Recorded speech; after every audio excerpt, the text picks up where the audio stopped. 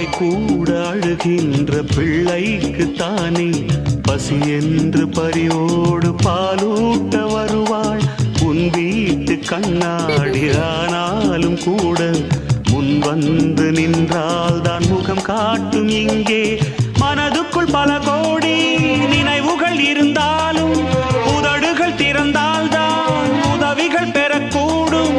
கோழைக்கு காதல் என்ன, ஊமைக்கு பாடல் என்ன? ஓ, ஓ,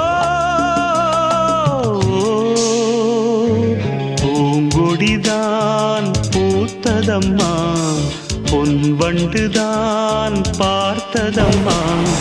பார்த்தெடுக்க தாமதிக்க வாடை காற்று